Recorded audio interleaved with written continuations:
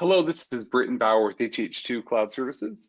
This is going to be a presentation of the hh2 AP routing and approval product called Document Flow. And today's presentation is focused for the Sage Intacct product. So we're going to walk through a few different items here with how this works. Now, to help you understand hh2 as a company, we're a fully hosted cloud solution. We have interfaces and devices available to use hh2 from web browsers, along with native applications built for both iOS and Android phones and tablets. The hh2 Document Flow product has a number of different features. Today, we're going to cover how the whole product works, the ability to acquire invoices into our system, customize an approval workflow, and the support that we have for capturing company credit cards and employee expenses or reimbursements through the product. hh2's platform is designed to seamlessly integrate with the Sage Intacct accounting system. We do that through synchronizing data directly from the Intacct system. So whatever jobs, cost codes, and other correlating data that you have input in the accounting system is pulled into hh2's cloud environment. Once it's available in hh2, that's going to be available anywhere you have connectivity. So if you want to access hh2 from the field or the office, it's available in real time. That integration is ongoing, so as you add new items into the accounting system, new vendors, jobs, employees, those items are going to be automatically pulled into hh2. Now, to start our process out today here, we're going to discuss how we get invoices into our system, walk through the process of review and approval, and then at the very end, we're going to take a look at getting invoices into the accounting system. Within hh2, the initial step is to acquire or get your invoice images into our system. That's done by a few different methods. Here on the screen are a few outlined. We have the ability to monitor an email folder or account. So if you have an invoice email, we can simply monitor that email folder or multiple emails and pull the invoice images into hh2. If you get paper invoices still, which happens for some of our clients, we can monitor a network folder that you're scanning those into, or many companies scan those into the email, and those simply are pulled into hh2. We have our native app built into the feature of scanning a receipt or invoice, and then you can also upload directly from our web browser interface. In addition to these, we also have a vendor portal that can be utilized as well for clients that need to use that. Well, now that we've covered a few of these items, let's go ahead and jump out of this screen. And let's go ahead and walk through the actual acceptance process and start routing some invoices through our platform. When you log into hh2 from a web browser, you're going to go to a unique website. Right now, I'm logged into one of my demo environments, and we're going to start by clicking on the AP icon on the left-hand side of my screen that represents our AP routing and approval product called Document Flow. Up at the top left, we're going to go into our document acceptance queue. Our document acceptance queue is where those acquired invoices will arrive. So as I enter this interface, this is the staging area where we have an opportunity to organize, delete items that we don't need, and ensure that we have all the pages necessary for our invoices. So as I scroll through here, you can see a number of invoices that have been brought in. If I was just going to accept an invoice that was one page, I can go ahead and select it or double click on it to see the full image. I can adjust the orientation. Again, I can do that for any of the other options. Once I'm happy with whatever image or images I need, I click the thumbs up approval once those are selected, and I can accept that.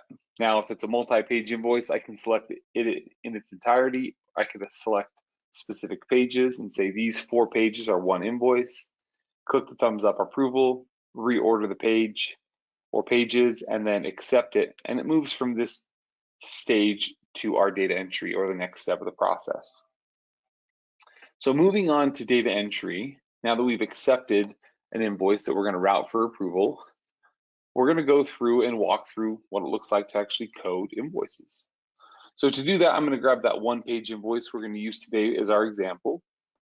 And you'll notice on the right-hand side here, we have some different header fields. The header fields that we make available are based on the header fields you have set up in your accounting system. So for Sage Intacct, we look at the header fields you've enabled, and those will be available. We synchronize your vendors over, and you'll notice that this vendor was pre-filled automatically. We OCR the image that is brought in to ensure that we populate it or attempt to populate the vendor automatically. So this vendor was listed here. We were able to populate it from the vendor data. And then you'll be able to either key in or create a template to where to find the data for this vendor. So for example, if I click on the date field at the top here, I can simply just choose the date,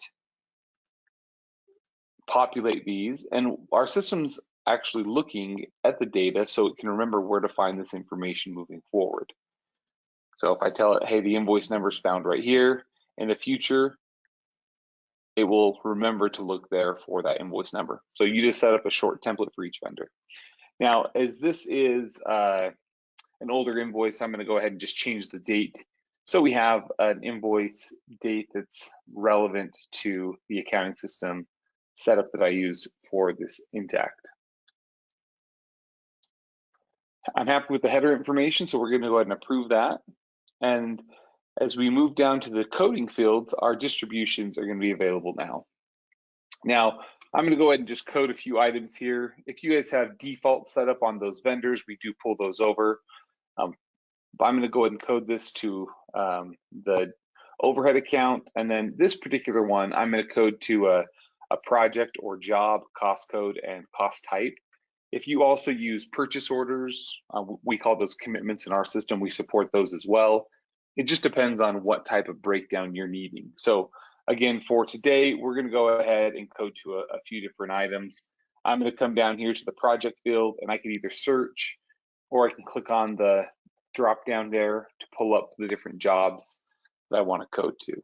Now in our system, I could code to the job or project at this stage, and someone else in the company could code to the cost code and the category or cost type. Just depends on your flow of data. For today, I'm going to keep it simple, and I'm going to code to all the data here. We'll assume that this user knows each of those pieces. Okay, so that's really, really simple. We're going to go ahead and make sure we have all the fields listed here, and I can go ahead and now route this for approval. I've added as much coding information as I can at this point. Again, if I just knew the job, I could code that in and it would move forward. If you're a company that needs to break the distributions out to multiple jobs, cost codes, or purchase orders, we can split this out as many times as needed. I'm just going to code it all to one breakdown, but again, we do support the complexity if you have more detailed breakdown. Now down at the very bottom here, we have what's called a workflow. This allows us to customize who approves invoices and why. I'm going to simply go ahead and start this workflow and route this for approval. Now in our system, we allow you to customize your approval process. So as part of our setup, I'm going to pop into a setup screen where you create your workflows. And a workflow is really, really simple. You simply determine who needs to be part of the approval process and why. Well, in this example, I have it very simple for demo purposes. I have the workflow being sent just to one user for approval. Many of our customers will set up different levels of approval. So I'll quickly show you how easy it is to do that. Maybe I'm going to set up a job manager workflow because I want job managers to approve and update our invoices. So I'm going to simply create a workflow here, and I'm going to add just a job manager as an approver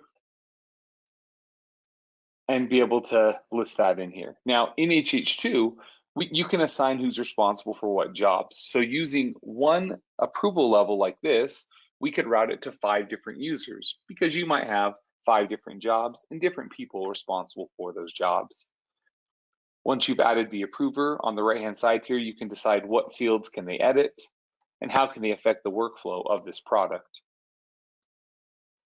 I'm going to go ahead and just add one more level of approval. We're going to say this is a GL manager for any overhead expenses that aren't tied to a job. We'll go ahead and add that in. So maybe that's my workflow. Very easy to build and very robust to use roles and be able to use one workflow for a vast number of invoices. Now, when it comes to the review and approval, this is where you can choose what type of review process you're going to implement. If I'm doing this from a web browser, hh2 allows you to log in. If I had a different user that was part of the approval process, I could log in as them. I'm just going to log right back in as my admin because they're the approver that I have set up. And I can go into an interface to see my invoice queue for approval. So this will show me all the invoices that are routed to me for approval. So this user has 2 invoices. This one's highlighted in red because it was rejected back down to me in some testing I was doing. In the approval process here, when I pull up the invoice, it looks very similar to what we saw previously, but it has all the information updated with the vendor and header info, the coding details that I previously detailed, and we even have the ability to capture some annotations, and we have a notes field that can be utilized as well.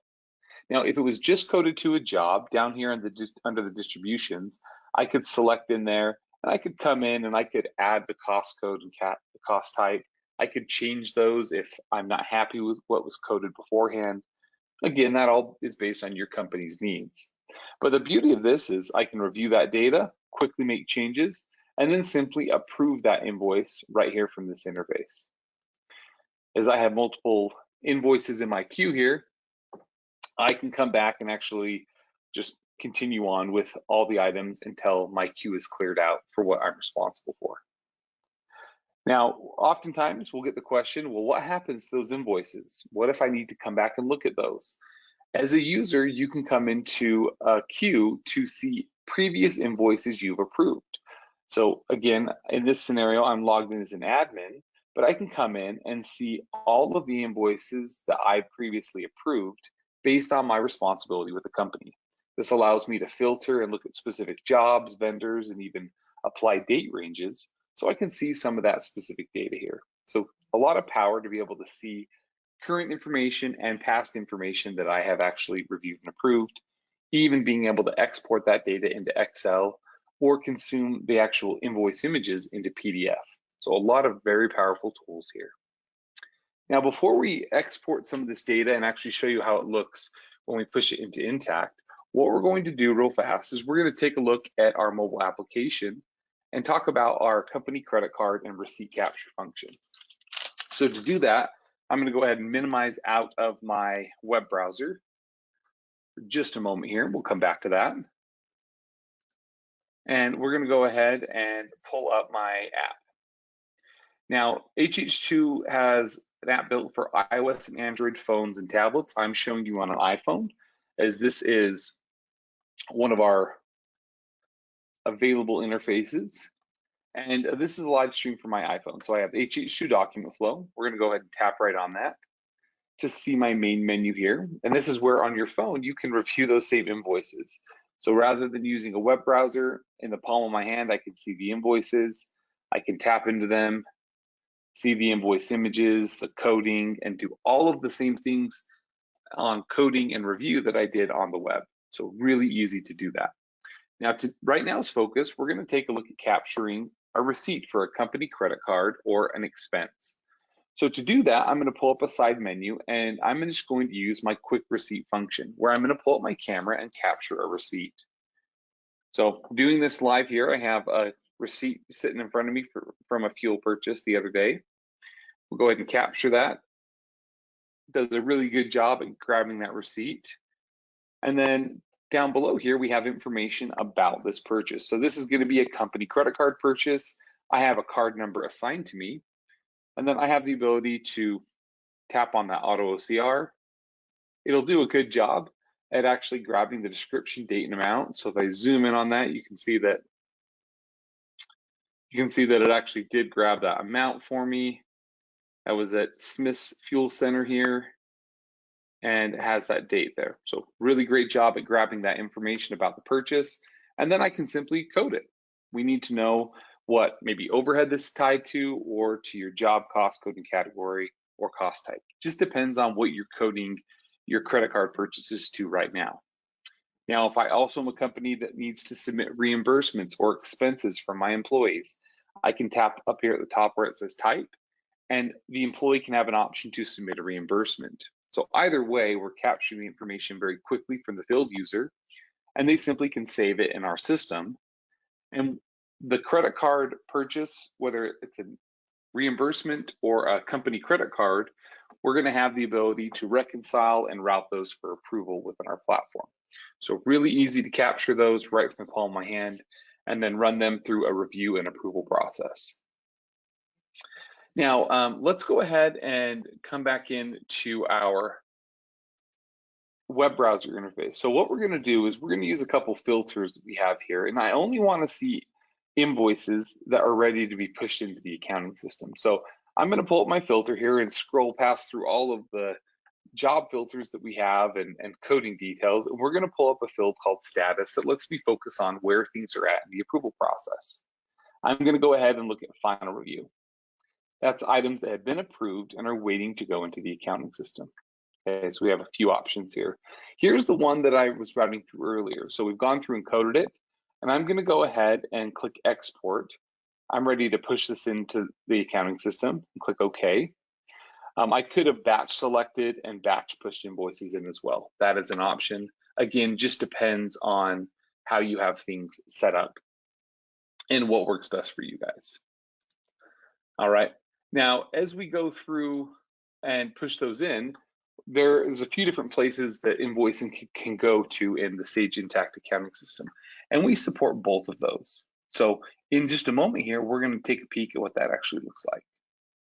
All right, so let's go ahead and jump into Intacct now and actually show you where that information goes to take you from start to finish.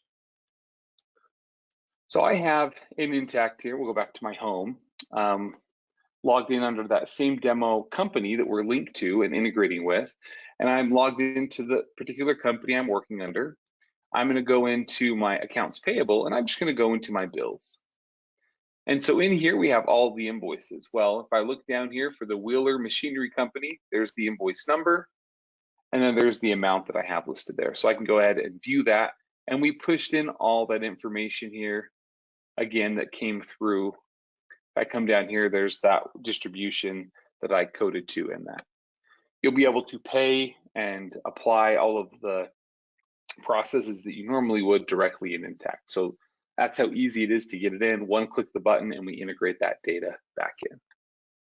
Now there's a lot to show with this product. This demonstration is designed to be a high-level overview to give you some good functionality of what this product can do and our seamless integration with Intacct. And look forward to working with you and your team soon. We appreciate the opportunity and hope you found some value with hh2 document flow product and the possibility to work with your Sage Intacct accounting system. Thank you and goodbye for now.